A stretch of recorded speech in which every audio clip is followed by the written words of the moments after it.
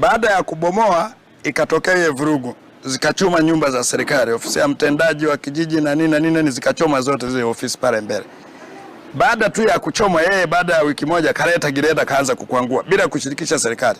Mtendaji hajui, tuna mamlaka ya mji mdogo hajui, hakuna mtu anayejua, mbunge wala mtu yoyote.